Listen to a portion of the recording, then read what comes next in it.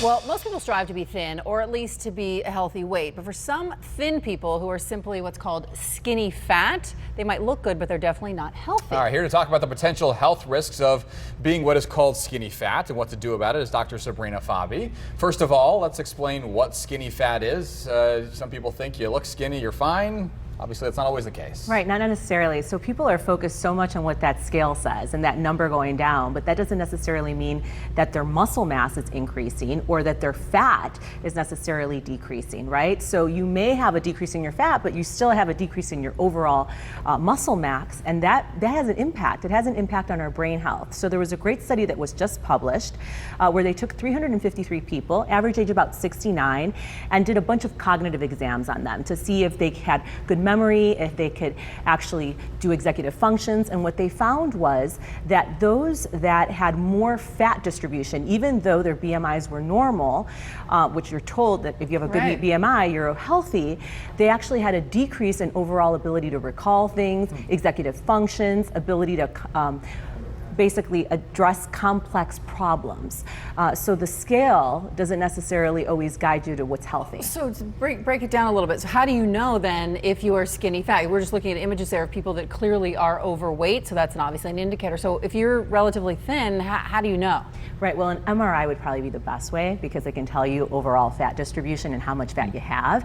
But a simple way that's just as effective is probably just measuring your waist circumference. And scary enough, if it's changed significantly since you were the age of 18, that's probably a good indicator that you're starting to hold a little bit too much fat along your abdomen. And that's a poor indicator. And so in that study, what they found was the distribution of that fat matters. If it's centrally located and if it's significantly higher than when you were 18, and it's maybe not necessarily in your thighs, but in your abdomen, it's usually a poor indicator of cognitive function when you get older. So why is it that some people can eat unhealthy food and stay skinny?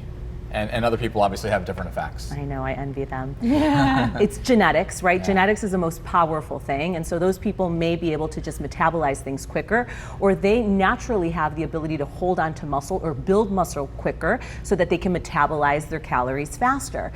And not everybody has that same genetic, and so that could be a potential factor, but as we get older and our ability to metabolize things slows down, it has a greater impact. And this is now being associated with dementia and Alzheimer's, which is the reason why it plays such an important role. So is this now going to sort of replace looking at your body mass index? It's more that you want to be hitting the gym and building muscle? Right, so BMI is usually what we've always used, and that's good for overall global populations, but not individuals. I think that until we find something that's more cost effective to consistently be able to predict whether something's unhealthy or not healthy, probably your waist circumference is a good tool. Yes, staying obviously within a BMI of less than 25 is good, because what they found in that same study was those that also had a lot of fat but were also obese, had BMI greater than 30 or higher, it was even worse. So being overweight overall is still bad, increased risk of cardiovascular disease, cancer, and early death, but having more fat than muscle adds to this. So the number on the scale isn't the whole picture. Exactly. Conclude with that. Be careful before you jump on one of these fad diets. Yeah, that's good advice there. All right, Dr. Fabi, thank you as always. We appreciate it.